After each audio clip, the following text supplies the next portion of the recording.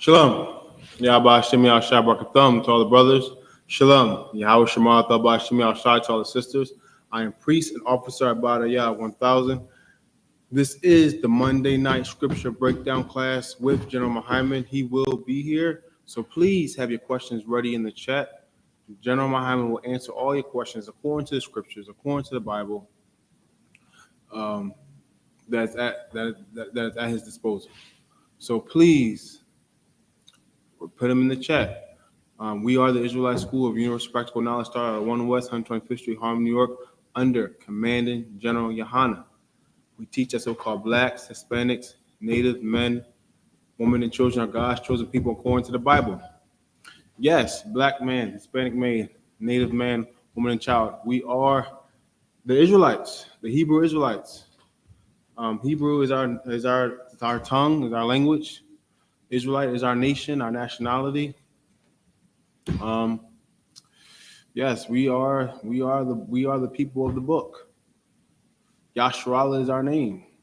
Yasharallah, Prince of the Power. If you are a male, Princess of the Power. If you are a female, we are a royal people. We're set apart. We're a royal, set apart nation, and we must conduct ourselves as such. The men, we got to be masculine warriors for the Most High God. We cannot be in the LGBTQ community. We cannot be effeminate. We can't be weak. We can't do those things. We have to serve the Most High God. We have to have strength and courage for the Most High God, for His law, such as commandments. We got to defend the law unto death. The Most High God will be with us if we serve Him. As for the sisters, cannot be whores. You're princesses. How do princesses conduct themselves? Ask yourself that. How do a princess conduct themselves? Are they whores? No. They do not conduct themselves as such. They are elegant. They are wise. They are chaste, modest. You know, they're virtuous. The virtuous woman found in the Bible. The virtuous woman. So be virtuous. Let's get the book of 1 Peter chapter 2 and verse 9.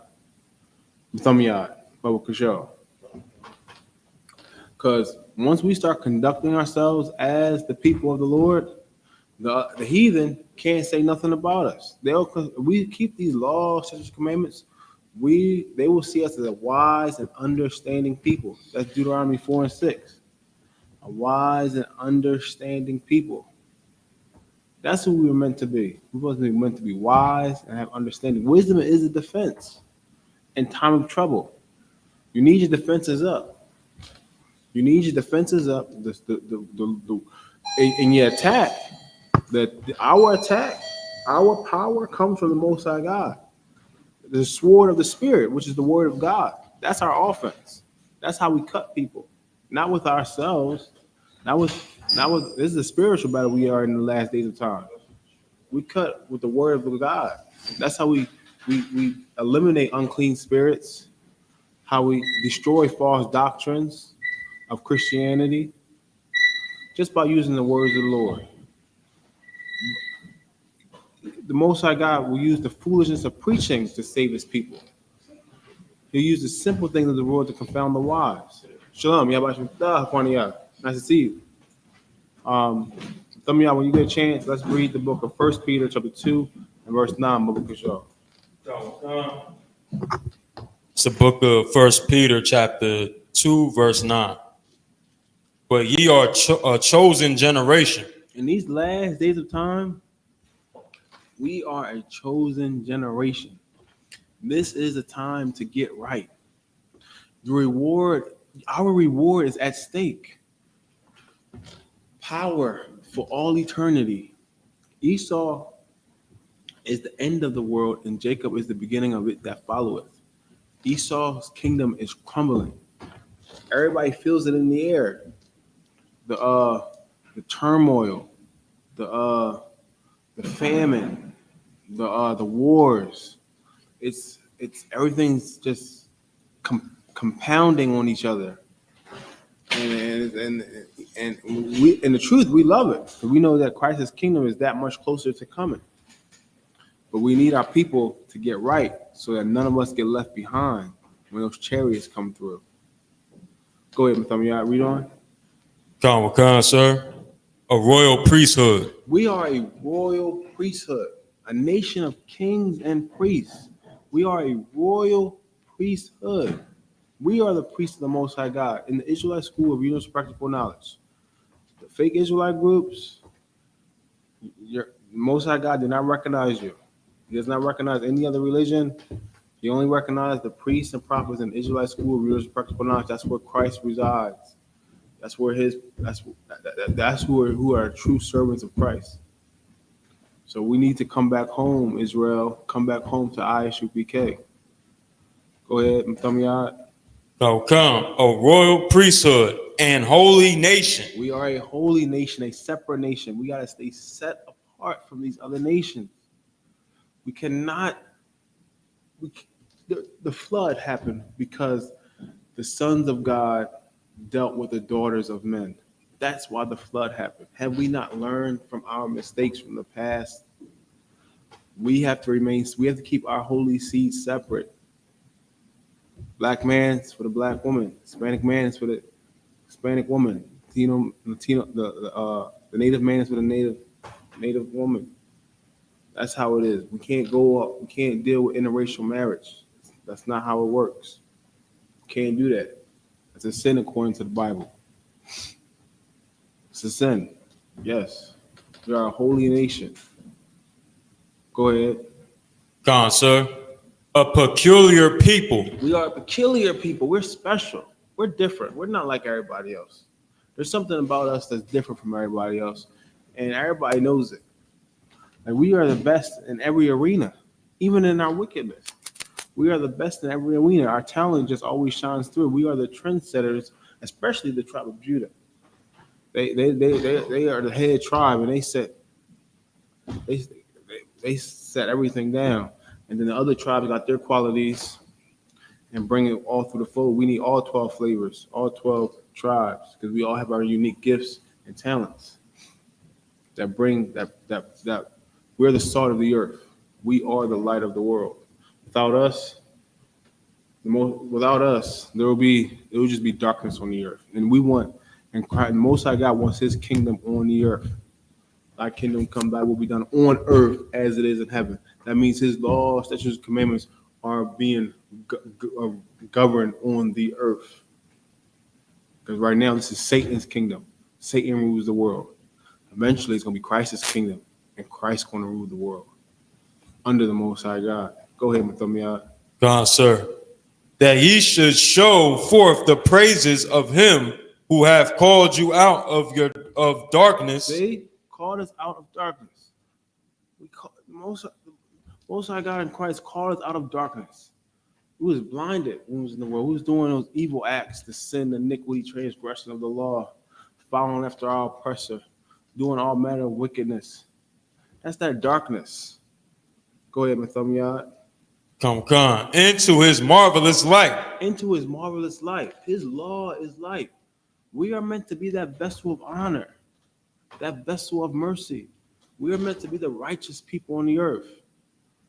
That's that light. Let it shine. Let it shine. Now let's get Judith chapter 5 and verse 20, Biblical Show. Judith chapter 5 and verse 20 in the Apocrypha. Because these heathen, they have our records. They know what's up. They know our history. They know how and when to attack and when to defend, when to leave us alone. Especially Esau. Like they know that when we sin against the Most High God, they have a chance to overcome us as a nation of people. It can just destroy us, wipe us out. Like right now, we lost our identity. We lost our heritage. We've been discontinued from our heritage. We lost our identity, our language, our heritage, our God. We didn't know that the Most High God was a black man spirit, that Christ was a black man. We lost those things. We lost all that to our knowledge. But thanks to the Most High God in Christ, that since 1969, the truth has been brought back onto the earth. And once it came back, oh man, nothing can stop it. Nothing can stop the truth. The truth shall set you free. All those chains of darkness, all those prisons, those mental prisons that we're in, the truth can break them all free. It can knock them all away, it can obliterate it, destroy it completely. But we have to be willing to be obedient to the Most High God, to obey what is right. We got to play our part as well. We can't just leave it all to the Most High God's hands and hope for His mercy. We got to do what He says to, what He tell us to do. Otherwise, He may not be with us, and we don't want that to happen. We do not want the Lord not to be with us. Go ahead, Matham. Read Judah chapter 5 and verse 20. Khan, it's the book of Judah, chapter 5, verse 20. Now, therefore, my Lord and governor. You can pause, Matham. You can grab the door. Aquania, grab the mic. Play Shaw. Can you grab Judah chapter 5 and verse 20? Baba Kushaw. We have to keep these laws, statutes, and commandments. It's our protection in these last days of time. Right now, once we start keeping these laws, we'll be protected. Go ahead, Aquania. Read The book of Judah, chapter 5 and verse 20. Now for there, my Lord and governor. Now, therefore, my Lord and governor. Shalom. Want the class, sir? Class? Most High Christ. I'm going to pass the class over to priest and officer in the car. 1,000.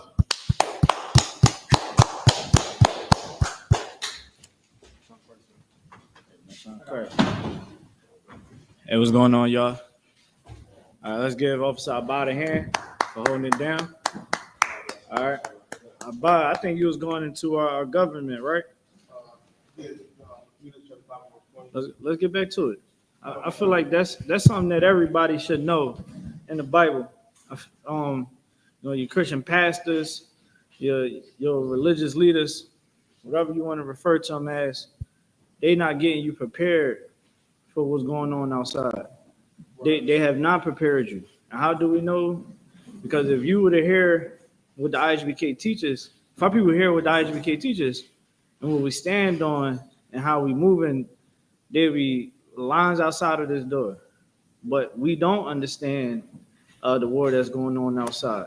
Let's read it. Let's read it again. Who was reading? You was reading? Go ahead, read It's the book of Judah, chapter 5 and verse 20. Now for there, my Lord and governor, if there be any error against the people and the sin against their God, let us they can sin against their God. We about to celebrate what tomorrow? Who knows? Not you. Trooper. What we about to celebrate tomorrow? The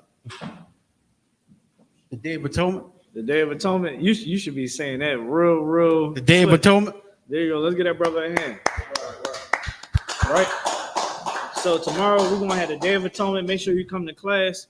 All right, regular class. We're gonna do the service to bring in the Day of Atonement. All right, where for 24 hours we drink nor eat anything. All right, we atoning for whatever we done in the past year. You know what I mean? And we doing it because God told us to do it. The Most High Yahweh told us to do it. Now, that scripture you just read, it said, we make these people sin against their God. Let me ask you a question. Is people outside of the I.S.U.P.K keeping this high holy day?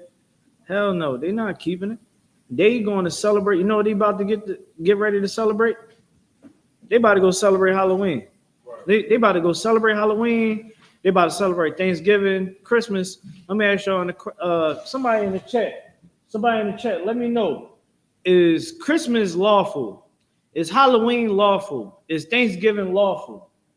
And the other question I have is, your pastor, is your imam, is your religious leader saying that it's okay to celebrate it? Somebody in the chat. Let me hear it. Maria Stevenson said, sir. Princess Namanya said, listen, man, these pastors are going to make you sin against the Lord. They're going to have you sin against the Lord because they are not here to make you pay your full debt to the Lord. Here in I.S.U.P.K, what are our slogans? No excuses, right? What does that breed? That breeds someone that have discipline. to really live life and really be successful according to God, according to Yahweh, you understand? You must have no excuses, man. You must be disciplined. Discipline is the beginning of wisdom, man. You understand? Understanding that you must fear the Lord is the beginning of wisdom, man. That's in the Bible. You understand? These people want us to sin against God. So they set up institutions. They control the environment. Why you think you grew up and looked on TV and you seen women misbehaving, seeing women being promiscuous? You had magazines. You know what I mean? You go inside the Rite Aid. I remember going inside the Rite Aid. You remember back in the day.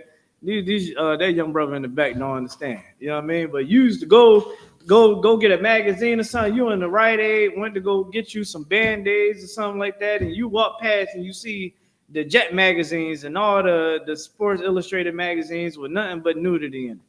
You understand what I'm saying? You go inside a Christian church.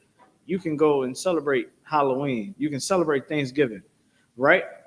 Because the white man have told us that these things is okay. Well, you know what else is okay with the white man?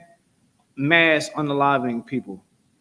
That's the solution that white people have for everything, right? Instead of white people having compassion, saying, you know what, these people need health care, man. Let's just give them some health care, man. Let's not play around with their health. Let's not play around with these people's jobs. You know, they suffering. They already complaining about the cost of living is pretty heavy. Can we hit the air on? It's heat on. I mean, it's heat on. So these people are not fit to lead. These people have shown us numerous times, time and again, that we can't have peace with these people, that we can't trust them at all. Who we should be trusting is Christ. Who we should be putting our trust in is the Lord. And damn right, we should be putting trust in Commander Jenny YAHANNA. What black man you know that been doing this for over 40 years strong and didn't fall weak and give up on us? If you're watching this class right now, man, you should be grateful for brothers like Commander Jenny YAHANNA for holding it down. Especially, I'm grateful because I remember being in Philly, being on the block. I remember seeing that van. I just kept seeing that camp van. I'm like, what the hell? The Israelite school. And I remember right around that time, I'm starting to understand a little something. I'm on the block. I'm doing all types of illegal activity. But I kept seeing that van in my neighborhood until I seen Captain Ahmad in the school. You get what I'm saying? I'm grateful that Commander Jenny YAHANNA and all the brothers that have been teaching this truth was out there putting in the work. That's why here in I.S.U.P.K, man, we going to look. You come into the I.S.U.P.K, you're going to get put to work. Abad, am I lying? Abad is one of the hardest working men in Israel. Let's give him a hand. He don't even want the compliment. Every time I look up, Abad is involved with something because why? This work got to be pushed. You get what I mean? You know what the white man don't want us doing? What we do here in the I.S.U.P.K. That's why you make sure you stand firm with this truth. Don't never drop your sword because there's somebody out there. It's some child out there that's hungry, that's going through abuse. You know, there is a family out there that need you. You understand what I'm saying? It's a family that is praying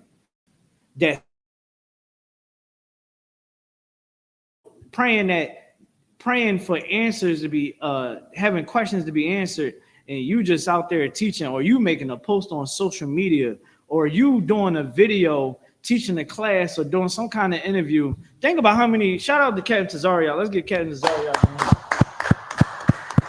There's so many people that seen Captain Tazariot, being on these platforms and kicking with people who don't know. Like, this is the medicine here, man. Where a Bible at? We need a Bible up here. There's one down there. Just get a Bible. There should always be a Bible up here. All right. This is the medicine right here. In I.S.U.P.K, we are the medicine, man. You understand? We're gonna give you the medicine and we're going to tell you how to live your life. All your life you've been lied to. We read it right here. These white people, these are white people talking, by the way. These white people want us to be weak. You know the whole running narrative is black people are dumb, stupid.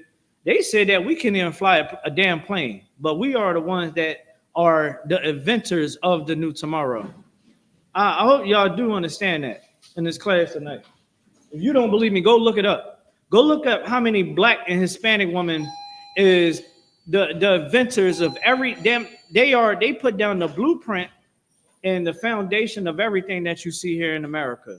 The black and brown man is the inventors and laid down the foundation so that you can have everything that you have today.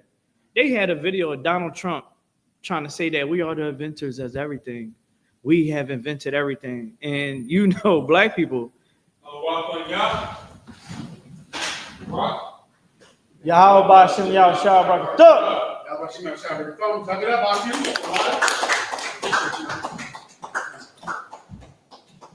Right. Let's get it on, Akim and Akwafia y Akwafia. Mi nombre es General Mahayaman, servicio a placer de el General YAHANNA. Nosotros somos la Escuela Israelita de Conocimiento Práctico Universal. Comenzamos en 1 West de Calle 125, Harlem, Nueva York, desde 1969, debajo del mando General YAHANNA. Carnales, esta es la verdad. Si tú eres hombres hispanos, negros o indio nativo, tú eres Israel, el pueblo elegido de Dios. Tu madre y tu padre dicen que somos un culto y mantienen su iglesia sin culpa, pero su iglesia es culpable de todo lo que nos están pasando. All right, Lee. I'll take your questions now in the room and online. Let's get it on. I'm ready to go. I have a few precepts I can break out for you. That's if you want me to. No big deal. Anything? No questions online, sir. Okay, stand by. 1 second. Please, up front. Just a quick breakdown, sir. If you could give a brief breakdown on church fathers. A brief breakdown on church what? Fathers, sir. One more time. Fathers. Followers? Fathers. Church fathers. What is that exactly? Supposedly, it's supposed to be the people that kind of originated. They spoken about in the Bible, like the church fathers, the ones that I guess originated the church. I hear this term a lot, but I vaguely remember hearing that, but I've never heard what a Christian is talking about. I don't know what that means, church fathers. All right, I can only assume what I've always thought it meant. If there's a Christian out there that could explain to me what church fathers means, they would have to do that. I don't know what that means. That term wasn't around back when I was in the world. Church fathers, at least I don't recall what it means. What I assume they mean by church fathers are the people that started their church. That's what I always assumed it meant. You know, the church fathers, the people, you know, the Reverend Dr. Blabbity Bloom Blang and the Honorable Dr. This and the Reverend C.J. Coleman or whatever the hell their names are. That's what I assumed it meant. Other than that, I don't know what it is. sir. So it said influential early Christian writers, theologians, and pastors from roughly the 2nd and 8th centuries. Do they have a name? Is it Martin Luther? If I could, sir, to keep reading. It says who established and the doctrinal foundations and intellectual frameworks of Christianity, often with a particular focus on defining core beliefs and defending the faith against challenges. Key figures include Irenaeus, Augustine, John Chrysostom. These are weird names, who spanned both the Eastern and Western Roman empires, shaping Christian thought through the Patriarch era. Okay, I'm familiar with a few of those names, right? Those are the names of the people mainly that tried to reform the Catholic Church, meaning tried to make it less decadent, you know, less of a place where people just only cared about money and serving the rich and oppressing the poor. So that was their attempt to try to change the Catholic Church in some way. All of those men hated blacks and Hispanics and wanted us to be slaves and subservient under white people. Every last one of those men that you mentioned, St. Thomas Aquinas and Martin Luther and men like that. When they talk about the church fathers or the early leaders of Christian thought, they're speaking about men who wanted to change the Christian church to be kinder to other white people. And this is something hard to understand if you're an American. The entire fight for freedom that you read about in history is not fighting for black and Hispanic freedom.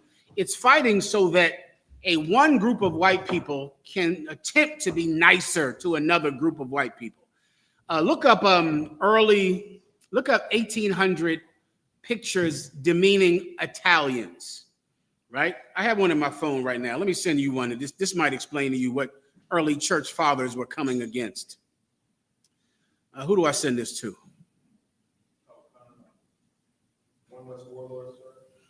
Okay, stand by. Let me show you something that might explain. So as you as a black and Hispanic, you might be reading this like, oh, St. Thomas Aquinas, he was an early church father. St. Thomas Aquinas would have you whipped for asking a question outside of his church. He would have your back beat. He'd have your tongue cut off and your feet cut off for daring to look at him in the eye. The fight for freedom in history is the fight for white freedom. It is not the fight for black and Hispanic freedom. I'm going to show you an image. Everyone just stand by. You can hold the questions on deck while I get this. What the hell did I do with this image? Go ahead, Up. Like, sir, so basically all you're saying is these white men was just pretty much being white men, just try to hide what they do today, hijack our culture and then, be brutal. Yeah, they had nothing to do with us. They had an agenda that, was a political agenda in the church, but it was not, their agenda was not to make blacks or Hispanics equal or to give us more rights. That was not their agenda in any way. I think I have it right here. No, not this. This is another good one. I'll find it for you, all right? If that answers your question, I'll get it for you in 1 second. Go ahead. Anything else? Yes, sir. This is from Officer Nwanyala. Can I get a breakdown on Matthew chapter 26, verses 26 through 28? Baba Kashaw, sir. Absolutely, no problem. Go ahead and get it for him, please. Khan. It's the book of Matthew, chapter 26. You want me to start at verse 25, sir? Please. Khan, verse 25. Then Judas, which betrayed him, answered and said, Master, is it I? He said unto him, Thou hast said. I don't quite understand. Read it again. Khan. Then Judas, which betrayed him, answered. Judas, which betrayed him. Go ahead. Khan answered and said, Master, is it I? Is it I? I believe this is talking about what they call the Last Supper, the last high holy day that Jesus Christ celebrated, gracias, with the 12 disciples. At that dinner, Jesus Christ said, one of you will betray me. One of you will betray me. And then Judas asked, Master, is it I? Meaning, am I the one that's going to betray you? Keep going. Khan. He said unto him, Thou hast said. Then Jesus Christ answered, that's what you said. That's what you said. Thou hast said. Today would be, that's what you said. Keep going. Khan, verse 26. And as they were eating, Yahushua took bread and blessed it. This is more to the question, correct? Khan, you might sir. need to tell me in specific what the question is. It would save time, all right? Please, Ibad. Go ahead. Khan. And break it and gave it to the disciples and said, Take, eat, this is my body. So he says, one of you is going to betray me. Judas said, is it me? He said, well, that's what you said. Meaning, yes, Judas, you're the one that's going to betray me for money. It's sarcasm. Many people today, it's hard to understand sarcasm because of the internet, but sarcasm is a way that some people would speak as a way to say it without saying it. Everyone understands, right? Then after that, he took bread. So imagine him taking a big, a loaf of bread. Imagine a loaf like a big circle, a round circle of bread. He takes it and he rips it. This is what we would call unleavened bread today, but they called unleavened bread in the Bible. He takes it and he rips the bread in pieces. He takes a piece and he hands a piece to each one of his 12 disciples, right? So he takes the bread and he shares it with them. He shares it with each one of them. Continue. Verse 27. And he took the cup and gave thanks and gave it to them, saying, drink ye all of it. So then he takes the cup. He thanks the Most High God for the wine and the cup, and he takes it and he gives each one of them the cup to drink from. So he blesses the wine, then passes him the cup, then passes him the cup, then passes him the cup. So right now he's given all of the disciples a piece of his bread, and all of the disciples a drink from his cup. All right, keep going. Verse 28. For this is my blood of the New Testament. And then he said, for this cup is my blood of the New Testament. Now, he's using the wine as a metaphor. It's like sarcasm. It's a similar tactic in speech, in communication. It's a metaphor. This is not actually his blood. This is wine, right? And that bread is not actually his body. It's bread. But he's using it as a teaching tool. A teaching tool, right? To say the same way I took bread, that's mine, and I give it to you, each one of you. I take the cup, that's mine, and I bless it, and you drink it. This is what I'm going to do for all of you with my body and my blood. I'm going to give up what is mine for you. This is my body, my heart, my lungs. I'm giving it up for you. This is my blood that runs through my veins that keeps me alive. I'm going to have it shed for you. I'm going to die for you. That's the point. Go ahead. So what just hit me right now is because he said, drink all of it. Yeah. That's heavy. I'm going to die for you. Right? He's telling them because it's going to happen tomorrow. Tomorrow he's going to die for them. And so he's telling them what's the future, telling them about what's going to happen without saying it. Later on, as they think about meetings like this, dinners like this, talks like this, classes like this, as they think about it after he's gone, they'll realize that he was always telling them that he was going to die for them and leave and come back. Continue. For this is my blood for the New Testament, which is shed for many for the remission of sins. What is the New Testament? The Old Testament are the first books in the beginning of the Bible, right? A testament is like the Most High God saying something and making a promise about something. That's what the Old Testament is. The Old Testament is a promise that the Most High God would deliver the children of Israel, feed the children of Israel, protect the children of Israel, and in return, they would serve him and obey every word he told them. It's a contract. That's what a testament is. Now, we broke the contract. We did not serve God. We decided to serve the gods of our other nations, like Christianity and Roman Catholicism and Islam and Baal worship. So we broke the covenant, which made the covenant null and void. He did not have to protect us anymore. He did not have to deliver us from our enemies because we did not serve him and obey him. So the Most High God, in his mercy, decided to make a New Testament with us.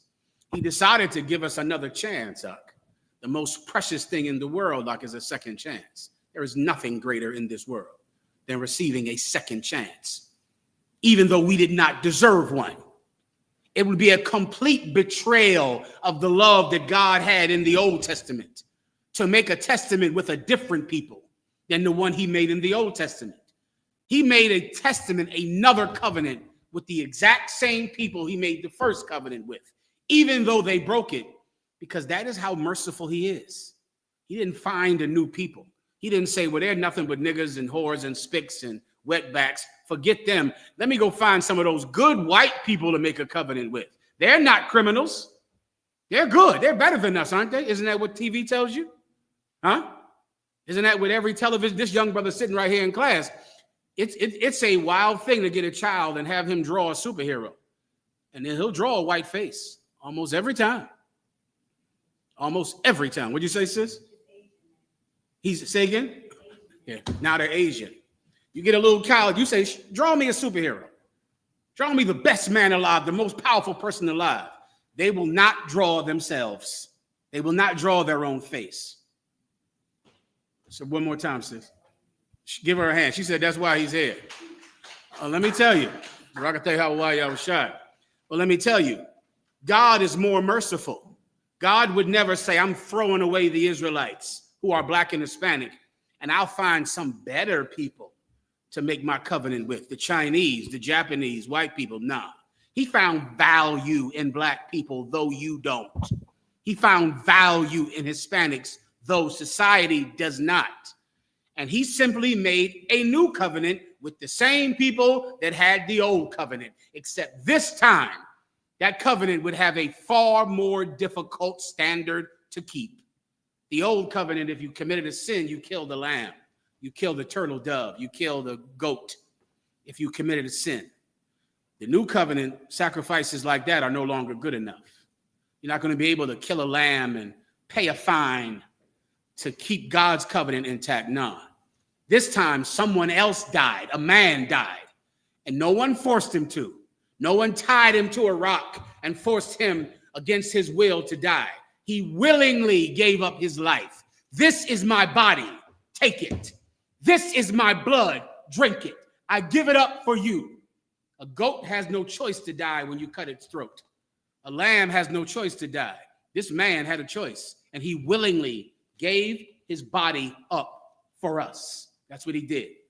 Now, what's the sacrifice that you and I make? You and I have to follow him.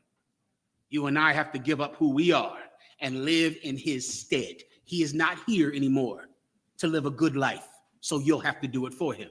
He's not here anymore to raise good children. You don't think Jesus Christ would have liked to raise a family, have sons and daughters, go out and help people? He couldn't because he had to die. So you go out and you raise up good families. You go out and you show courage in the face of oppression. You go do the things that he cannot do because he gave up his body so you could live. That's the point. That's a general breakdown of what he just asked me about.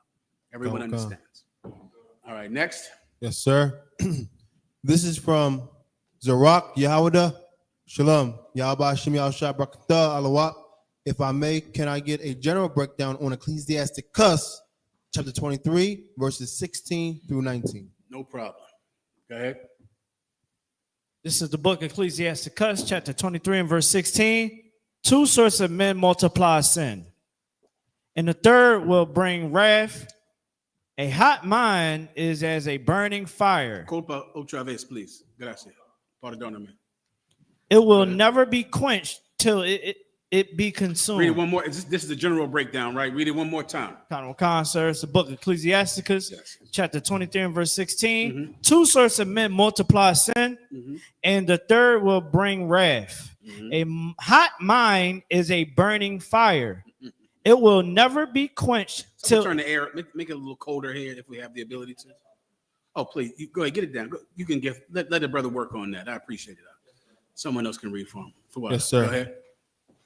A hot mind is as a burning fire. So the Bible says that two kind of men multiply sin, and the third bringeth wrath, meaning the third one is going to make God absolutely angry with us. Continue. It will never be quenched till it be consumed. Someone who has a hot mind, it will never be quenched until it is consumed. Keep going. A fornicator in the body of his flesh And a fornicator in the body of his flesh, keep going, will never cease till he have kindled a fire. and he won't stop until he's kindled a fire. Keep going, gracias. Keep going. Verse 17. All bread is sweet to a whoremonger. All bread is so those are the three types of men, right? A whoremonger, a fornicator, and someone who's constantly hot. I'm going to explain each one to you. These kind of people are terrible people, and they bring destruction on this whole nation. Read the first one again. A hot mind. A what? A hot mind. A what? A hot mind. Who knows what a hot mind is? A mind that is hot. Someone who cannot control their anger. Right now, yesterday, I think we had 3 mass shootings yesterday. A 13-year-old boy shot people up. Someone shot everyone in a Mormon temple. Someone got on a boat and shot people from a boat. Shot people. Can you imagine having enough money to have a boat? I try to imagine one day getting a boat. Like you go out and shop for a car. You know how you go shop for a car? Imagine going boat shopping the car. Well, time for me to buy a new boat. Let me go out there and see what the boat market is like. Just thought of that is laughable. You see how we laughed? We laughed at that. That is normal life for some white people. A good amount of white people, especially cops. Where they are shopping for boats. Well, someone with a boat killed everybody at some event. You ever hear of the term toxic masculinity? Let me explain what toxic masculinity really is. And it's confusing because they use the term masculinity. Toxic masculinity is the same thing as toxic femininity.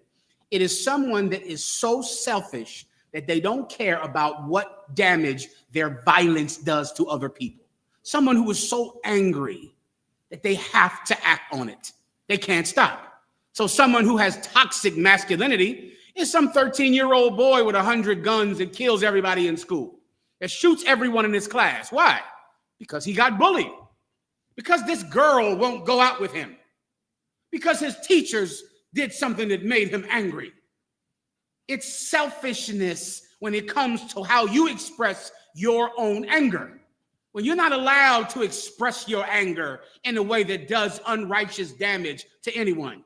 Some idiot out there that's beating his wife half to death. I don't know why, because the food is cold or something, or what are you arguing with her about? And so you beat your wife and black your wife's eyes. And then when someone asks you why, you know what you'll say? I just lost it. Oh, you lost it, did you? Well, maybe I will lose it too. Maybe it's time for me to lose it, right? Why are you allowed to express your anger regardless of the damage it causes? Well, there are women that do the exact same thing. Women, because of their anger, they can key your car, bust out all of your windows, cut your penis off. That happened. Young brothers not going to remember it. Some woman cut some man's penis off, threw it out a window. They laughed about it on TV for a year. It was so funny. They laughed about it. This man has no penis now. Constant, go down to your job, get you fired, burn all your clothing, embarrass you on social media. And then when you say, why'd you do that? Just being stupid. Bitch, now I'm going to be stupid. Now we're all going to be stupid, because if I get stupid, then it won't be funny. It won't be adorable. That's just people who believe that because their anger is so hot to them, they can do what they want to do about it. And once they're not angry anymore, you know what they'll say? I just lost it. I was tripping. Well, because of people like you, God destroys this nation. You're not allowed to use your anger as an excuse to hurt someone. That's what white people do. That's what the Chinese do. That's what the Japanese do. As a black or Hispanic man or woman, you are not given the right to harm someone because you are angry. Everyone understands. You don't have that right. Your anger does not give you license to harm other people. That's what white people think right now today, and that's why there has been about 300 mass shootings, or 500 this year. There was 3 yesterday. Yesterday. What's Donald Trump doing? Having a UFC fight on the White House lawn. That's what Donald Trump is going to do this week. Have men punching each other in the face, kicking each other in the face, and screaming and yelling for bloody murder. That is a white trait, to be so angry that you think your violence is acceptable in society. It is not. Not in here. If you're a man in here and you're beating your woman, you're leaving the school. If you're a child abuser, if you're beating your children with extension cords, and if you're putting them in the bathtub, making them wet, and beating them with extension cords, you're getting out of this school. No child abuser can be in this school. No wife abuser can be in this school. No husband abuser can be in this school. If you're some woman that thinks it's adorable when you punch your husband and smack your husband and key his car, you are leaving this school. You can't abuse people in here. You want to abuse people, go back to church. That's where the rest of your kind is. Calling themselves Christians and talking about God's love. Everyone understands. Read the next one. No, the next man. That's the first kind of man. It was terrible. Go ahead. A hot mind is a burning fire. It will never be quenched till it be consumed. It will, someone that is so angry and it consumes them, they'll never stop until they die. Until you do to them what they do to other people. Keep going. A fornicator in the body of his flesh. Here's the second one. A fornicator in the body of his flesh. What is fornication? Unlawful sex. People who commit unlawful sex bring great destruction on this nation. What is everyone knows what sex is. What is unlawful sex? A man who has a woman outside of his race. If you're a man and you like white girls, Chinese girls, Japanese girls, African girls, you're a fornicator. And you destroy this nation. And I hear so much about buying black and black-owned businesses and how we have to support black-owned businesses. You got people right now boycotting Target because Target won't support HBCUs and give money to black schools. How do you boycott Target for not supporting black colleges, and yet you support a black man giving all his money to a white woman? Why doesn't that man buy black? Why doesn't he support black women? Why doesn't he marry black women, have sex with black women, support black women? Why is he allowed to marry someone outside of his race? She's going to get all of his money. When she divorces him in 2 years, she's going to get half of his paycheck. Let me know how much Tiger Woods, how much did his ex-wife get? Someone in the divorce. Someone tell me that. She's going to get every penny that that black man has. And women that look like his mother are still going to be in the ghetto working a job until they're 80. You ever see an 80-year-old crossing guard? That should break your heart. Some old 70-year-old woman out, she's a crossing guard. She's 75 years old. You ever go into Target and see some elderly person working in Target, an old woman? You go, my God, why does this woman still have to work? Because the rich men of our society go marry white women and Chinese women. And yet we support them, but you don't support Target? Shop at Target, but boycott any man that has a white woman or an African woman or a Chinese woman or a Japanese woman. Boycott him. You'll do a lot better good. You'll make a difference in life. How much money did the ex-wife of Tiger Woods get? Please. Salaki, sir. You just brought it to me. I was going to bring it up. $100 million. Say what? $100 million. But you're boycotting Target, selling drawers and sneakers or whatever. But you support black men who would give a white woman $100 million anytime she says, I want a divorce, I'm done with you. You support that. Well, men like that do that, they bring great anger from God. God hates you to give all of your resources to a people simply because your lust and your lack of self-worth makes you go have sex with someone outside your race. You don't have any self-worth. You hate yourself. So because of that, you're willing to give $100 million to some piece of garbage babysitter, some ex-stripper. That makes God angry. And just so you know what I'm talking about, I am not simply talking about what you call marriage, which is a wedding ring. I'm talking about sex. That's fornication. You are not allowed to have a white girlfriend. You're not allowed to have a Chinese or Japanese girlfriend or boyfriend. You're not allowed to do that. That's fornication. That makes God angry. Give me the last one. A fornicator in the body of his flesh will never cease till he have kindled a fire. That's what's going to happen, right? It's this, which is how you know this is speaking about sex, because it says in the body of your flesh. A marriage license is not in your flesh. It's on a piece of paper, right? Down at the justice of the peace or a courthouse. But sex is done in your body, in your flesh. That's marriage. That's what you can't give to another nation, another race. Right. Keep going. Verse 17. All bread is sweet to a whoremonger. All bread is sweet to who? A whoremonger. Who? Whoremonger. Here's the third kind of man that the Most High God hates. A whoremonger. What is a whoremonger? It's what we call today a pimp. The word monger means seller of.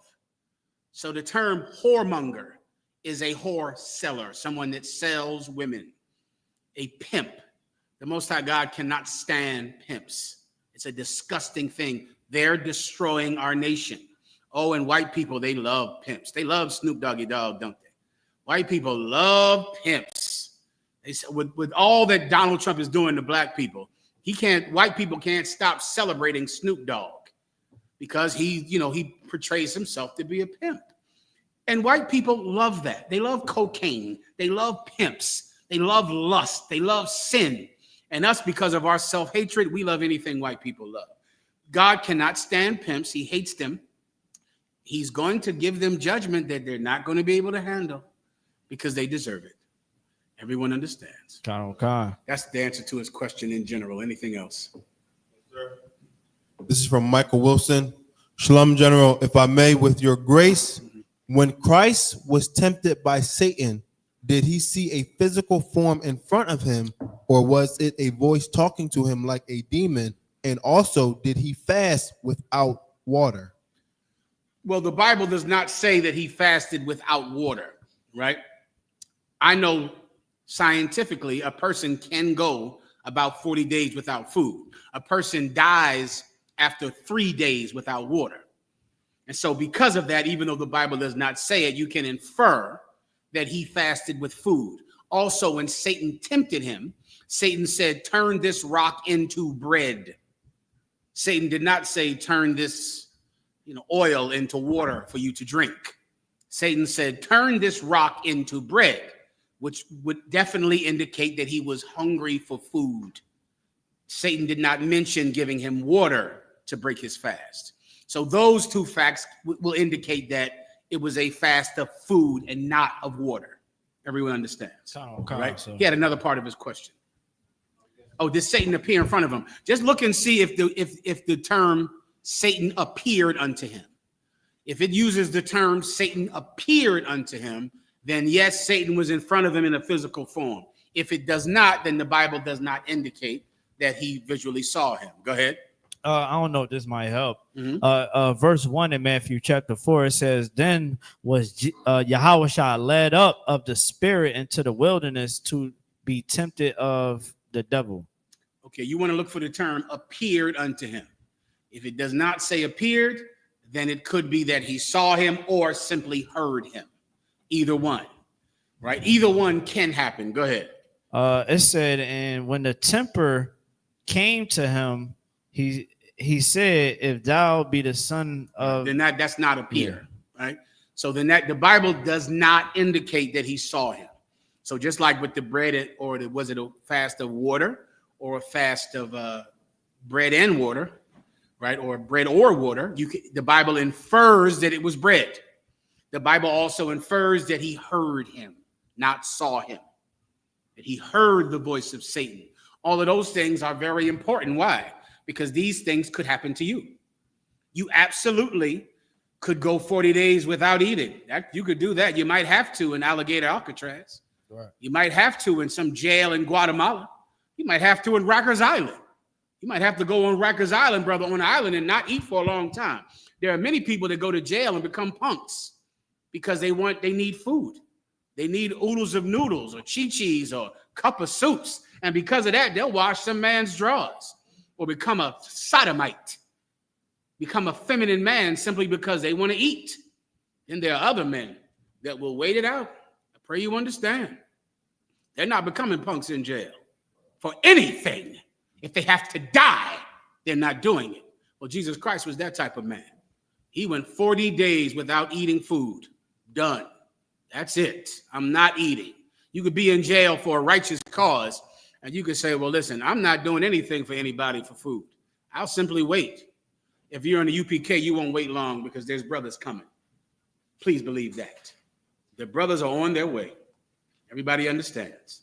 Just hold your ground. Hold your ground without food. Hold your ground. You stand there and you wait on it. Jesus Christ went 40 days. That's what he did. And also, when Satan comes to you, it'll be a voice in your head. It'll be what you will think is what? your own thoughts, or you will think it's God telling you to do it. Oh, that's going to happen to you, already has. I think God wants me to leave the truth and find my own path. I think God wants me to leave my husband. I saw a vision in my mind of me with a different man who was taller or shorter or had more money. I believe that's the Spirit telling me that I should leave my husband. No, that's not the Lord. That's Satan talking to you. And you're calling it God because you want to do what he's telling you to do. And you're giving yourself the excuse of saying, it's God, or it's me, or it's my thought, when really it's Satan. Everyone understands in the car. If I could, sir, like tomorrow is the Day of Atonement. Mm-hmm. The beginning, and many of. Do me a favor. Just get his young brother, see the guard. Tell his young brother to put some water on his face to wake himself up. I know he's been working hard all day down at the factory. Go put some water on your face, young brother, and wake up. You're falling asleep in class. I know you've been working hard at the factory all day. Let's go. Go ahead. Sir. So tomorrow we're gonna be going into tomorrow is the Day of Atonement. You said earlier, right? Go ahead, sir. And a lot of brothers and sisters definitely need to be listening to what you're saying, because that little voice in your head gonna be like, maybe I should just go ahead and drink that water, or get a little something. The Lord gonna understand. Let me tell you, I totally forgot about the Day of Atonement. Give him the car a hand. That's correct. For those of you that don't know, the Day of Atonement is tomorrow. The Day of Atonement is similar to every other feast in the Bible where we share unleavened bread or lamb or a meal, a feast. Tomorrow we will share suffering tomorrow. We're all going to eat some of it. We're all going to share it together. Tomorrow night, sundown, is that right? Sundown, please. Question, young brother? What's tomorrow's date, Nakar? Nakar? 1 second now. Nakar? The Day of Atonement is, say again? 1 second, I'm going to answer your question. The Day of Atonement is tomorrow, sundown. The water. Tomorrow, sundown, all right? That's the Day of Atonement. You're not allowed to eat any food or drink any water from sundown tomorrow to sundown the day after tomorrow. So right. Tuesday sundown to Wednesday sundown. No food or no water if you are an able-bodied adult. Someone like the young brother right here, he's allowed to eat. He's allowed to drink because he's not a man. But if you're a man, you're going to have to go with no food and no water for 24 hours. And we're all doing it together. We'll share in the suffering tomorrow. We'll do it. And if you cannot do it, roundabout, what time does it hit you good? 3 o'clock, I would say. 2 o'clock. Roundabout 3. If you do them, some brothers do them, they forget about it, which is the best thing to do. If you could just forget about it, that's a good Day of Atonement. But you just don't even remember that it's the Day of Atonement or anything. You just are not eating. You're not thinking about it. That's a blessing from God. But there are other times you got to do it in 6-hour intervals. You got to make it for this 6 hours, make it for the next 6, make it for then around about noon, you're making it every 3 hours. You're counting them all, 3 hours. That's a rough one. When you're counting the time, that's a rough way. That's a rough year on you, young brothers and sisters, all right? You just got to go through that one. She needs the microphone. 1 second, sis. They can't hear you. One day. That's it. One day. That's a breeze. No problem. We shall see. Have you done it before? All right, give her a hand. This year is her first year. Now you're stuck to it now. It's only one. You opened your mouth and stuck yourself with it. One day tomorrow, and it's going to be a breeze. No problem at all. All right? Okay. That's for everyone. That's what we have to do tomorrow. Go ahead, Nicole. If I could, sir, just for FYI, for people that's on the internet, for sure, brothers and sisters shouldn't be talking about what they're going through. Oh, right. That's I appreciate you saying that. That's what Officer Nakar is talking about is the Bible in the book of Matthew that says you cannot have an outwardly showing of your suffering. That's in the book of Matthew, 6th chapter, I believe, or 7th. Meaning you have to look normal to the outside world. You can't go to your work and go, Father, why hast thou forsaken me? Don't go to work, and you go to work, no one on your job should know that you are not eating or drinking. Someone says, hey, you going to lunch today? Nah, I'm good. I'm straight. Hey, you want a water? Nah, I'm fine. No big deal. You act like nothing is happening because the Bible says we cannot be as the heathen, as the other nations who fast for an outward showing of godliness to other people. That's what the Muslims do on, what's that mess that Muslims do? Ramadan, sir. Ramadan. Or the Jewish people on Yom Kippur. They all just suffer. Oh, I haven't eaten in 12 hours. Don't do that. Be normal, act normal. Brush your teeth. Use Listerine on that mouth of yours. You already don't go to the dentist. This day is going to destroy you.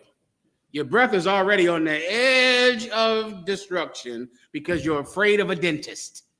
So now when you don't brush your teeth or use Listerine, forget about it. So what do you want to do? You're using Listerine.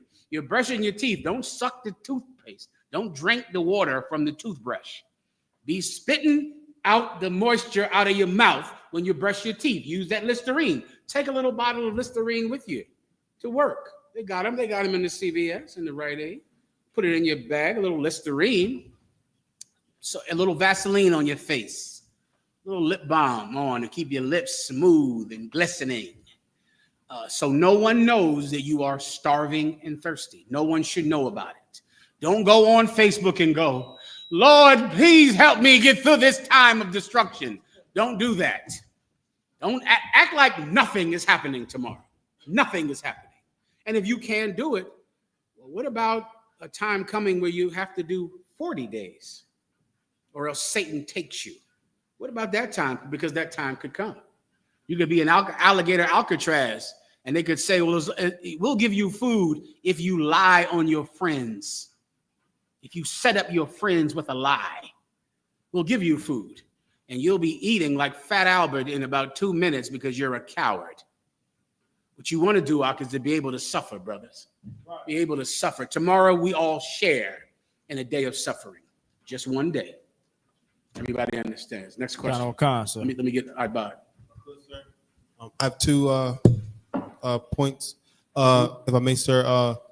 Also, since it's the Day of Atonement, since we fast anyway, Christ said it's good to pray and fast so that certain demons leave.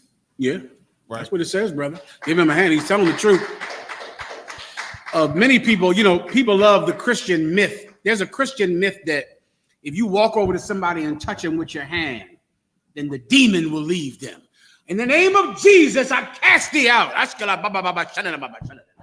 That is a Christian lie and a myth. Nothing happens when you do that. You absolutely can cast demons out of someone. But boy, there are some demons that are stronger than others. There are some demons that you can cast out simply by going out in the street and teaching. And people hear it, and it changes them forever. That demon leaves them because you cast it out in the name of Yahawashi, Jesus Christ. That can happen. These classes can cast out demons. You speak, you teach, and then they are cleansed by the word of God. That can happen. But there was one day when the disciples went out to teach, and they were trying to cast out the demon out of this one person, and they couldn't do it. Jesus Christ said, man, you don't have any faith. Then he went out and he cast the demon out. And he said that you have to have faith. And if you had faith, you would be able to say, mountain, move, and it would do it. Howbeit, however, this type doesn't come out like that. This type cometh not out, but by fasting and praying. What does that mean? I-Bod. We have to fast and pray. Who has to fast and pray? Either the one that's casting out the demon or the one that's needed. The one that has the demon. Do you understand? Let me tell you something that Christians will never tell you, because then you won't think that the preacher has magical powers. There are demons that will not come out unless the person that has the demon wants that demon to leave them. The person that has it, he has to go on a fast. He has to pray. There are people that have a drug addiction, and you will tell them for years, stop doing drugs, get off of drugs. And they'll never get off of drugs until the time comes where they say, I'm not eating and I'm not drinking, because if I can give up food and water, I could give up marijuana. If I can give up something that the body does not need, I'm sorry, if I can give up something that the body needs, then I certainly can give up something that the body does not need. If you can't get off of cigarettes, you know what you should do? Give up food, give up water. Develop the strength to not eat, to not drink. You can go 2 days without water, you won't die. 2 days. You can give up 40 days without food and you won't die. Well, what if you were a weed addict or a cigarette addict? What if you were an alcoholic and I said, I'm not going to eat for 3 days and I'm not going to drink for 2 days? At the end of those 5 days, you have a muscle in your mind that you can use to do anything. You could use that new muscle to give up cigarettes, to give up marijuana, to give up alcoholism. And then you wait 2 weeks and you do it again, and you do it again. Before you know it, when someone offers you a cigarette, you will do the same thing you did when people offered you chicken when you were on your fast, or when people offered you water when you were on your fast. You will go, I'm all right. No problem. I'm good. That's what will happen. You understand? And that's what, there are some demons that are just strong, mainly because trauma has made them mighty. Childhood trauma makes a demon so strong. You know, if you've been abused as a child, molested as a child, grew up in the foster care system, had terrible parents, grew up in a place where instead of being loved, you were given cruelty, then the demon that you have, that you invite into your mind, gets stronger and stronger and stronger. Before you know it, he's so powerful that you're going to have to go on a fast to get rid of him. You're going to have to help the person that is helping you. So I'm going to teach you. I'm going to stay up all night with you. I'm going to answer all your phone calls. I'm going to speak every day in the class to help you. But damn it, you'll have to do your part too. You're going to have to go fast. You're going to have to fast. You're going to have to pray. We're going to have to cast this demon out together. Conmigo. We'll do it. You're going to have to do it with me, or else it can't be done. That's what Jesus Christ said. Everyone gets it. All right, next. Please, culpa otra vez, please. Come on. Because, sir, in the scriptures in Exodus 34 and verse 28, it said Moses went without bread and water for 40 days. Does it say 40 days? I'll have to check with Commanding General YAHANNA on that. Okay. If it says 40 days, you got to let me check. I don't recall it, but I'll just check when I'm done. Go ahead. Please. It's the book of Exodus, chapter 34 and verse 28. Mm-hmm. And he was there with the Lord Yahweh 40 days and 40 nights. He did neither eat bread nor drink water.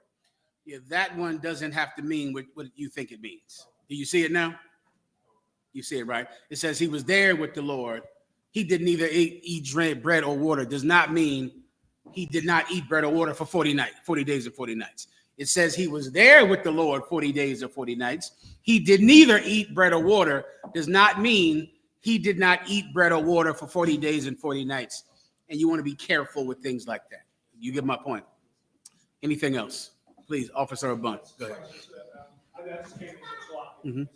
No problem. You said he was, when it says he was there without bread or water, it means like during that interval of time. Exactly. Okay, I see. All it has to mean is that he was with the Lord 40 days and 40 nights. Okay. He did eat neither drink bread or water. It is not saying how long he did not eat bread or water. It could have been any time that he did not eat bread or water, because it's not specifically saying it. And with anything in the Bible, you have to be careful, because religions come from assuming what God is saying.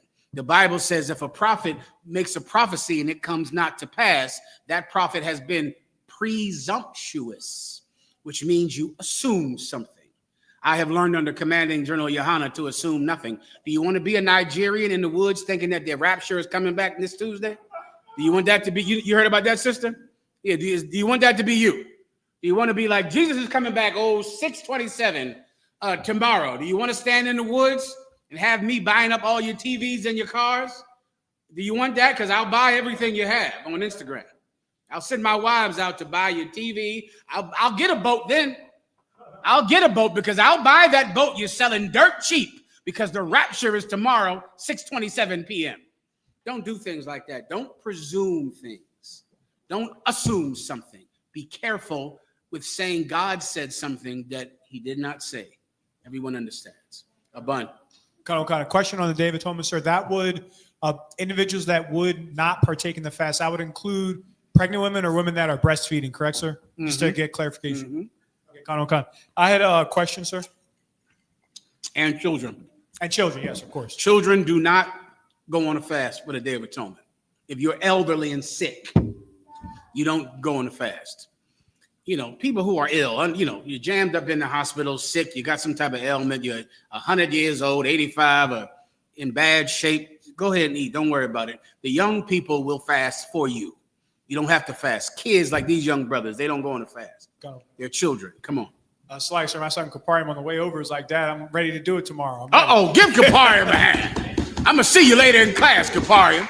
That's a strong brother. And his young brother, Kabad. Give Kabad a hand. Both of them are strong. Go ahead. Kabosh, sir. Kabosh. My apologies. Give Kabosh a hand. Not yet, Kabosh. He's ready to come up. wait till the end, Kabosh. Good job. Come on. Sir, I had a off topic. I had questions on sumptuary laws. There were laws in ancient old America in the past, and I believe in Europe before, on sumptuary laws. I'm asking if there are biblical parallels, meaning did they get those from the Bible? What are sumptuary laws? Sumptuary laws. Sumptuary. Go ahead. Let me read. What are they? Sumptuary laws are regulations designed to control extravagance by limiting personal consumption of certain goods, especially clothing, food, and furniture, for reasons of religious morality, social hierarchy, or economic policy. It's like they had laws on personal extravagance in America. Is that biblically based, or is that just like, again, Esau using religion to oppress people? It's Esau using religion to oppress people. Sumptuary laws have nothing to do with creating a more temperate or disciplined population, because who could buy all the furniture they wanted? The priests. The rich people. The rich people, right? No one told the king, king, you can't buy another horse. You can't buy another, a dresser. Donald Trump this week came out on, I have a video I sent you, I'll send it to you in a second. Donald Trump has overlaid the what's that place, office he sits in? The Oval Office with 24 karat gold. Now, do you understand what I mean? I saw it on TV. I thought it was gold paint. It showed you how poor I grew up. I'm thinking he just painted the place gold. He did not, brother. Everything in the White House is overlaid in 24 karat gold. The car, you got it. You. And I've thought about that, and I said, Donald Trump just passed the law cutting about 3 million people's health care. 3 million people are going to be cut off of food stamps. 3 million people are going to not be able to go to the doctor anymore. But the Oval Office has 24 karat gold. Get a picture of it if you could, Bob. I might put it up on the screen. That's, he'll cut off your health care. And what's the reason for the health care cuts? To save money. Because we don't have the money. Because we have to do spending cuts. Because we have to balance the budget. Rich people are always good at making sure that you don't waste your money, that the tax dollars don't get spent on you, because we have to stop spending. We got to cut spending. By the way, come look at my new fireplace covered in 24 karat gold. Those sumptuary laws were that. Poor people or middle class people were not allowed to buy another chair. If you get enough chairs, how many kids you got? 2 chairs. Okay, get 2. You can get 2 chairs. You got 2 kids. You can get enough beds for just your family. Otherwise, you're being decadent.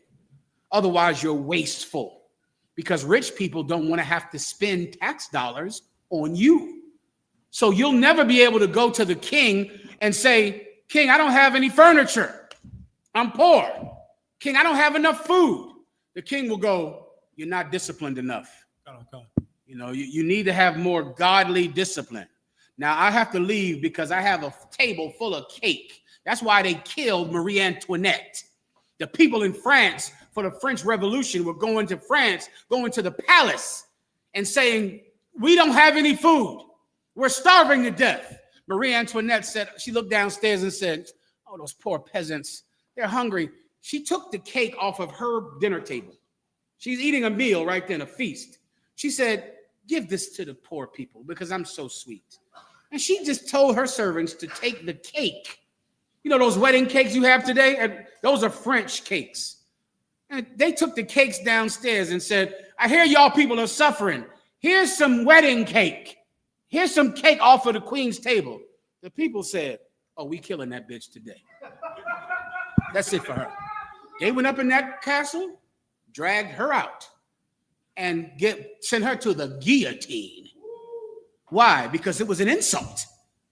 You're supposed to give us bread. You're supposed to give us furniture. We give you our tax dollars. Your tax collector comes to my village and takes 10% of all my goods. I need furniture. I need bread. You're giving me the cake off of your dinner table? Sharpen the guillotine up. And that's how she got killed, brother. And that's where the French Revolution came from. And the Russian Revolution, when they killed the Romanovs, because the people were starving to death. And the king had a castle and horses and every possible thing you could want. But they told the people, they called it stoicism. They told the people to be stoic, to be conservative. If you love God, then you will not indulge in overeating. Have you eaten one meal a day? That's enough for a person of God. I have to leave now. My servants are bringing in ostriches for me to eat today. Yeah, they took the Romanov family, brought them down into a basement of that palace, including the babies, and then there were no more Romanovs. Everyone understands. Well, the president has an office overlaid in gold. It's not a good idea to do things like that. I think I know what happens when you do this. Is this video you want to play? No. Oh, show me better pictures. You can get better images than that of the gold. Yeah, it's not wise to while people are starving and they get their health care cut off for you to go and put 24 karat gold everywhere in your office. Some people might get angry. I know you understand. Go ahead, microphone. I was just saying, I have a video of it. I don't know. Yeah, let the brother know. There's a whole video. You can just type in the president overlays his office in 24 karat gold. Abundant, that answer your question, or you have more? No? When he gets to the microphone. Give Abundant mic. Go ahead. I'm kind of like, sir, I want to know what our stance was on when the Soviet Union fall. That was in the 90s, so I'm sure we had a stance on that. I was wondering what our stance was on the fall of the Soviet Union, and is that when, because it says may God would rise to power in Revelations, was that the realization of that and they've fallen now, or is it going to happen again where you have Putin or some other leader, Russia in that area, reestablish the Soviet Union? And is that what he's trying to do in the Ukraine, sir? Well, let me tell you, the Bible says in Ezekiel that hooks shall be put in her mouth and she will be turned back. Right? During the 80s, the Soviet Union fell. If you're black or Hispanic, the Soviet Union specifically fell because of your drug use. Because Ronald Reagan sold drugs, sold crack cocaine. And with the money, the proceeds from selling crack cocaine in the inner cities, they used that money to fund proxy wars all around the planet to defeat the Soviet Union in proxy wars. When I say proxy wars, meaning you had North Korea and South Korea. The U.S. was on the side of South Korea. The Russians on the side of North Korea. They fought. South Korea won.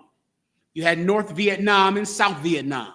The South Vietnam on the side of America, North Vietnamese on the side of Russia. The North Vietnamese won.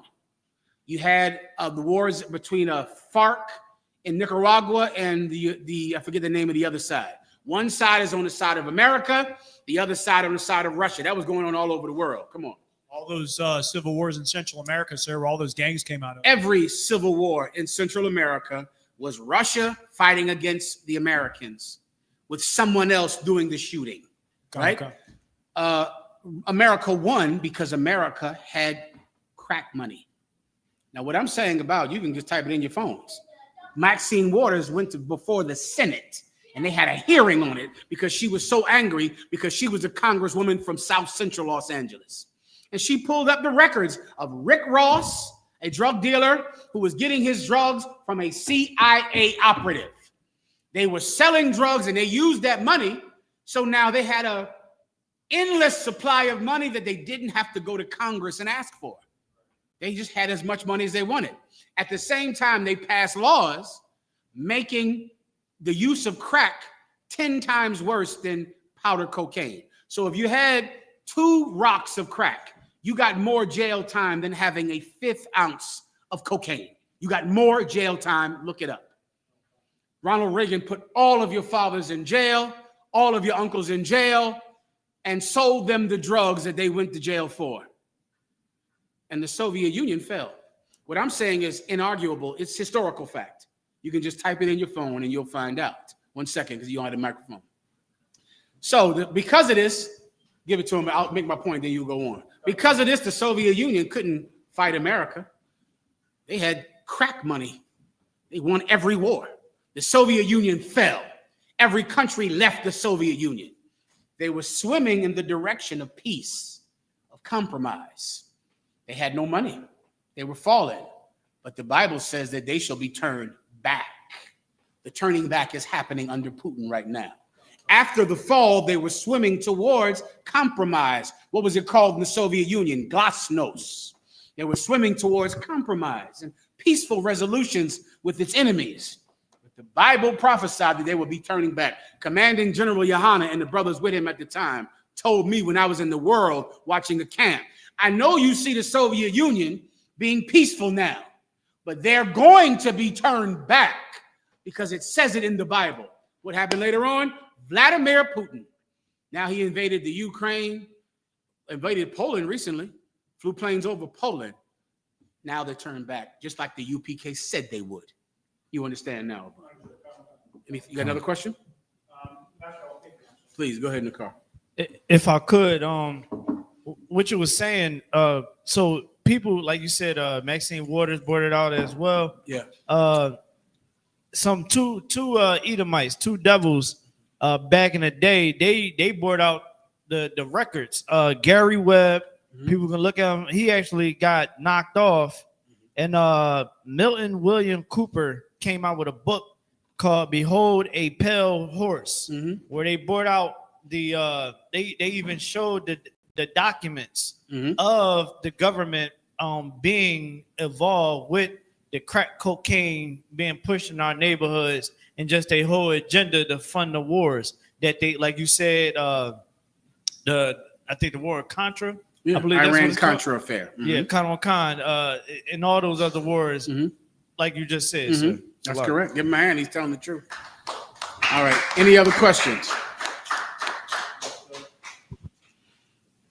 This is from the tribe of Issachar. Sir, if I may, with your honor and grace, Please. any scripture about being strong and holding it down, especially for these last days? That's a good question, young warrior. Any scripture about holding it down? Give me integrity. Give me that in the book of Psalms. It's a hard concept to understand because we don't learn this at home. We're not taught this in social media or on TV or radio. But it's the lifeblood of why people did the things they do in the Bible. If you ever read about the things they do in the Bible and you wonder how a person could do it, this is why. Integrity. Let me give you another precept. Give me make thy election sure. That's what the brothers would always give us back in the day. Make thy election sure. And give me the integrity one where I kept my integrity until I be dead or until I'm dead. Give me that. And there's one more. After make thy election sure, General Mayaki used to always bring out. I can't recall the third one, but I'll take those 2, all right? Come on. Khan, it's the book of Psalms, chapter 26 and verse 11. But as for me, I will walk in my integrity. But as for me, read the verse above it.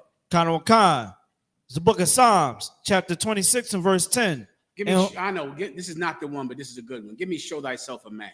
Matter of fact, give me show thyself a man first. Give me that. What the brother is bringing out, if you're young in the truth, if you're old in the truth, you're going to need this. I talked earlier about toxic masculinity.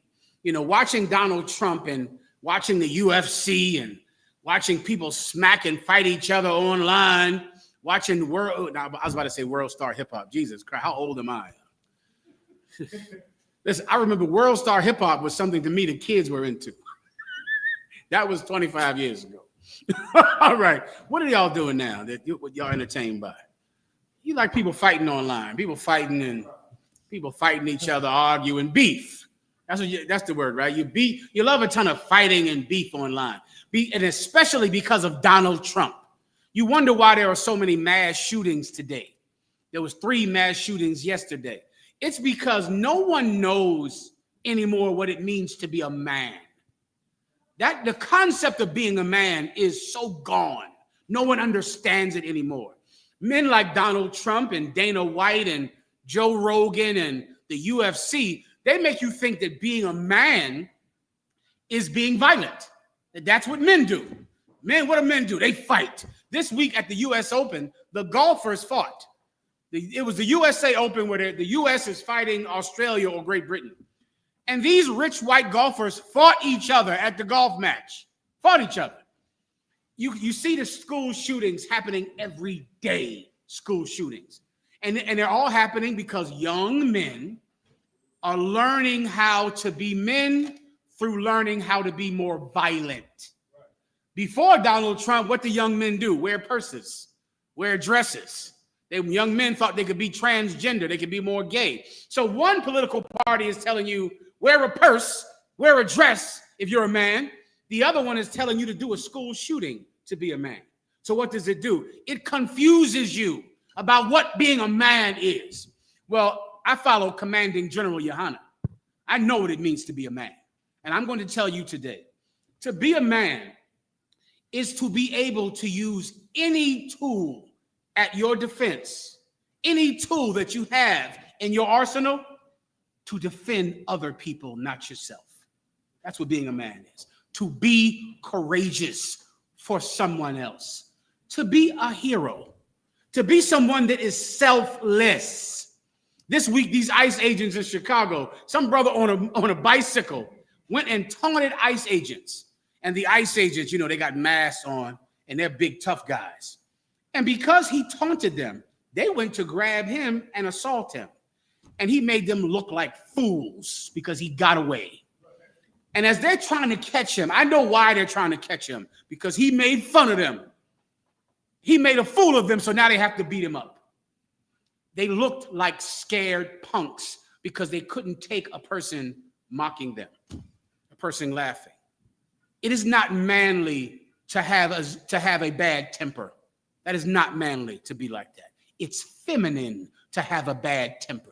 If you're someone that will kill someone over something they say, then you're like any woman who's, frantic and hysterical over anything. You don't know what it means to be a man. You think being a man is being more violent. Or you think being a man means I can wear a dress because I'm comfortable in my masculinity, comfortable enough to paint my fingernails and wear a dress. Being a man means being a hero. Being someone else's hero. You want to know if you're a man? You ask your child, who's your hero? They'll say you. You're a man. You ask your wife, who would die for you? Who would put their life on the line for you? Who would risk their life for you? Your wife will say, you. You're a hero then. Ask your brothers, do you think I would die for you? Give up my life for you? Do anything for you? They say, kun, out of one kun, you're a man. Being a man is not about how much you defend yourself. Being a man is about how much you defend someone else. That's being a man. That's what it is. And in here, we're experts in it. I pray you understand. Read the precept you have, please, Officer Abun. I thought you had Abun. I wanted to say something. Let Abun read. I had a precept on like a man you were asking about. Mm-hmm. The book of Job, chapter 40, and verse 7. Gird up thy loins now like a man. I will demand of thee, and declare thou unto me. Let me tell you, this is an excellent Bible verse. This is not, I don't believe this is show thyself as a man, but this is a good one.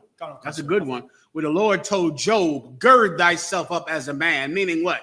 You're going to put on your war belt, cinch yourself up, and now you're going to stand before me and answer for what you've said and answer for what you've done. That's what men do. Men face the consequences of what they've done. They face the consequences of their actions. They don't protect themselves at all costs. That's what you learn under Donald Trump. You learn to always protect yourself. Someone said something bad to you, punch him in the face, kick him in the face, shoot up the school because some girl won't have sex with you. These white people will kill everybody in the school because they cannot get a date. That is a real thing. I've done the research on some group where women don't like them, and because women don't like them, they are going to kill all the women and shoot everyone. They're going to shoot the men who women like because women don't like them, because their entire life is about selfishness. Women don't like me. You're not giving me a job. I'm not able to get what I want, so I'm killing everybody. You're not a man. You're a child. You're a petulant, spoiled brat. You're not a man. Please read what you have. Come on. Microphone, come on, quickly.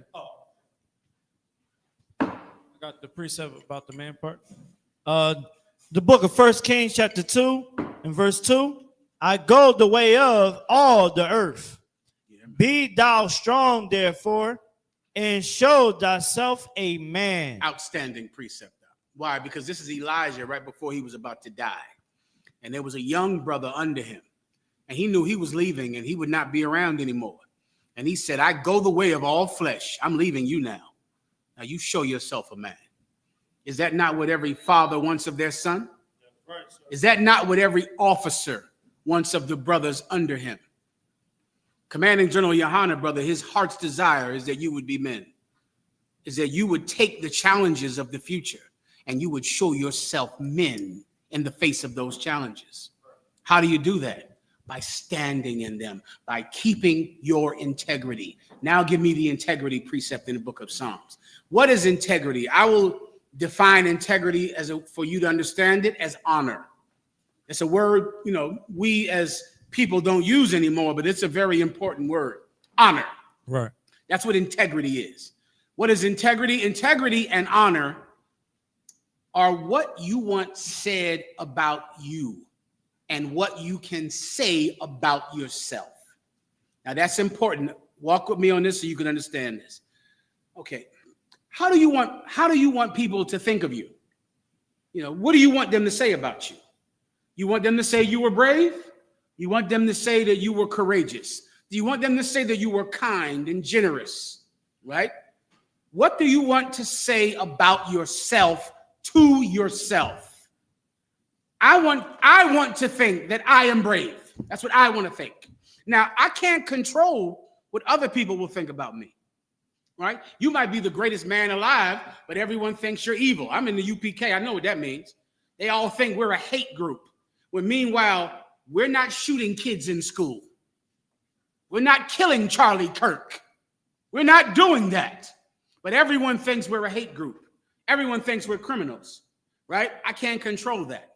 I would like them to know the truth about us, but I cannot control what they say about us. But I can control what I say about myself, to myself.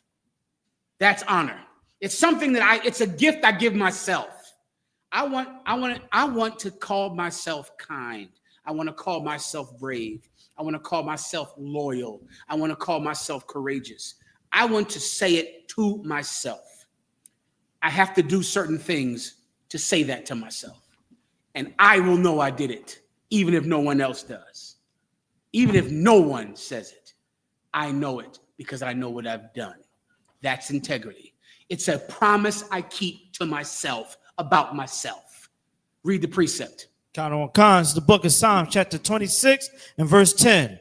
In whose hands is mischief, and their right hand is full of bribes. But as for me, But what? But as for me, You see, they take bribes. A bribe is a perfect example to use because it's done in secret, right? You're some crooked cop, you're some crooked politician. They slip you a bribe so that you can put more black men in jail, and they'll give you $20,000 for every 10 black men that you put in jail. You could take that money and no one will know about it. You could buy a boat with that money. It'll be done in secret, right? You could do that. You could sell drugs in the black community and then put people in jail for doing drugs. No one will know. And in that case, no one will care because you're doing it to the people that they hate. You could do that and you'll get rich. You might even topple the Soviet Union. You could buy prostitutes. She won't tell anybody. It's done on Backpage or on Instagram, or you could buy whores. You could do a lot of things that no one will know about, right? But as for me, that's what you do. But as for me, keep reading. But as for me, I will walk in my integrity. I will walk in my integrity. I will look in the mirror every morning and look at a man that does not betray his oath for any amount of money, for anything. And I'll be able to every morning look at myself and go, I don't take bribes. I don't do that. I don't betray my oath. Commanding General YAHANNA came into the school in what, the 80s? I don't even remember. It was 15, 20 years before I came into truth. He has never left the truth. Everyone above him left the truth. The men that taught him have left the truth. The men he said, sir, come on to one, come two. They left. He didn't. He didn't leave. He certainly could have. The men who taught him decided that they could do it. He could have made the compromise, but then he couldn't look at himself and say, I took an oath in the early 80s and I have never broken it, ever. That's integrity. That's something he can say about himself. Commander General YAHANNA has not eaten pork since the day his head was anointed with oil. He has not committed a sexual crime, a dietary law crime, a civil law crime since the day he was anointed a priest. He can tell himself that in the mirror. What can you tell yourself? That you can control. That's integrity. That's honor. You do it for yourself. I don't do it because, the world will love me or they'll make me the Honorable Dr. Martin Luther Mahayaman. Not because of that, but because I want to wake up every day and say, I kept my promise. I did that. You go get a woman. So many people love to have sex. You love women. Can you have sex with a woman and make a promise to her and you have never broken it forever? That we can do in here. Do you think I'm joking? You know I'm not. You lay down in a bed with a woman, you take off your clothes, and she takes off her clothes. And you say, woman, I will never leave you for the rest of my life. I will not be with you forever. But the day I'm not here is because I have died. That's the beauty and the sadness about UPK marriage. UPK marriage on one point is very beautiful, and on another point is very sad. Because anytime you have sex with a woman in the Israelite school of UPK and a woman has sex with a man, that person you're looking at is going to give you a very sad day. It's a guarantee. There's no way you're not going to have a terrible day. The minute I have 4 wives, I take all of them, I marry them. I guarantee them a sad day. It's going to happen. Any woman you marry, as you're so happy to have a new wife, just know you are guaranteeing the woman that you love the most terrible day in the world. You are promising her that day because there's going to come a time when that marriage will end and it's going to end in your death and she'll be single. It's a guarantee that day is coming. When if you don't marry her, she won't have to go through the pain of your funeral. One day your wife is going to sit on the front row for you. So it's beautiful to get a wife. At the same token, it's terrible because one day this will be over, except it's not going to end in a big fight. It's not going to end on an Instagram battle. F you, we're through. No, this marriage doesn't end like that. It's not going to end in front of a judge in court. It's not going to end with the signing of your signature on a divorce decree. The minute we have sex, you're going to mourn me one day. It's the beauty of marriage in the UPK, and it's the misery of it. It's the sadness of it. You're going to keep that promise. One day we will be apart, and you'll be sitting on the front row the day we're not together. That's honor. It's a promise kept. It's that I say something and I do it. I say something and I do it. I'm doing it. That's it. I'm doing it. I made a promise. I'm keeping it. There's nothing that can sway me from it. There's no bribe I'll take. There's no selfish gain that will be enough for me to compromise off of this. I've given my word and I will keep it. That's integrity. That's integrity. Everyone understands. That's being a man. Now, you can't do it with kickboxing and punching people in the face. You can't do it with a new car or a new gold chain. You can't do it with getting all the guns that you can buy. It won't make you more of a man because you have a room full of guns. And when you're angry, you can go to the school and kill everyone in your school. It will satisfy your feminine anger, but it won't make you a man. Keep your promise up. Make no promise if you're not going to keep it. And the ones you make, keep them. Right. That makes you a man. That's integrity. I pray you understand. Was there anything else in the car? I'll get you. Ibar, did you want to say it instead? Let me know when we're ready to rock. No.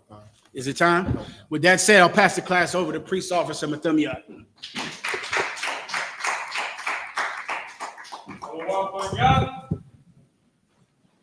Oh, how did I forget? Hold on. You turn the camera around for the class. Let me see the young brothers in here. You can stand up and do it. That's what we do again in class. Come on up to party. Bring the party up. This is a young warrior here. This brother is coming up strong. He's coming up powerful. What'd you say? Say it again. Come on. Kabosh. Kabosh. Say it again. Kabosh. Come here. I heard you. You said this. I heard that. How about showing that sharp stuff? Get back. Good job. This is a young warrior right here. Give you how about showing that sharp stuff? You want to say it? How? Hashem, Yahushua, Barakatah. Good job, warrior. You're strong. You're powerful. You got it coming. Come on up to another young brother. Kabosh.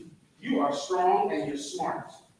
You're a good brother. And here's some cash for you right now. Get it on, get it on.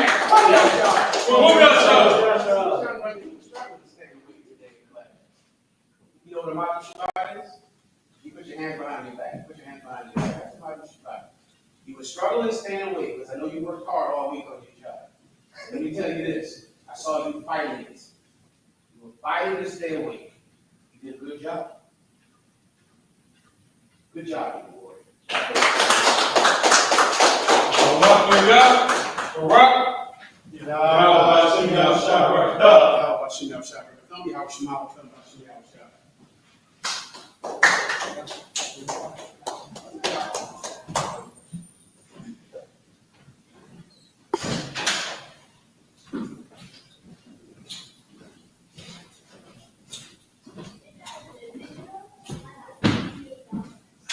I.S.U.P.K security announcements. With I.S.U.P.K started 1 West on the 25th Street, New York, under Command General YAHANNA, who for new brother and sister. When a new brother or sister comes into the school, they are off limits for 6 months. They are to be saluted only. They are here to shed themselves of the world. If they need transportation, the teacher will arrange it. After 6 months, if a brother or sister has an interest in a particular person, he or she must get permission from the head to speak to a brother or a sister. There is another 6 months in which the brother and sister will court each other. After this 6 month period, the brother and sister will get permission from the head to marry. Tithes, which is a commandment you can find in Numbers 18 and 21, Malachi chapter 3, verses 8 through 10. It means tenth in the Hebrew, Ma'asharah. 10% of every penny of any increase the Lord gives you, give to the treasury department. Priest one free will offer for priests, not mandatory. Whatsoever amount you would like. Upcoming Holy Convocation. The next one will be the Day of Atonement, which is tomorrow sundown to Wednesday sundown. All right. You know what I mean? We're going a day where we have no drink, have no food. You know what I'm saying? Where we we fast for a whole day. All right. And remind occupant our party to check the bulletin board in the hallway. If any brother wants to get trooper in the school, start wearing all black, boot shirts, pants, headband, and scarf. That men of Israel, Muslims need to stand. Men of Israel, we're going to give a courtesy salute. Right. Men of Israel, Mount Shabbat. Amen. Barak. Yahweh, Hashem, Yahweh, Shabbat. Got to the top. So, which means to turn. Sister Ahmad, which means to stand. We're going to give the sister a courtesy salute. All right, men of Israel. Oh, yeah, and if you don't know the sister, when you get Mount Shabbat, we get feet at a 45-degree angle, hand over the other like so, head down. You know what I'm saying? You're going to repeat as it does. All right, men of Israel. I Mount Shabbat. I must. Barak. Yahweh Shamar al Hashem Yahweh Shai. Yahweh Matah.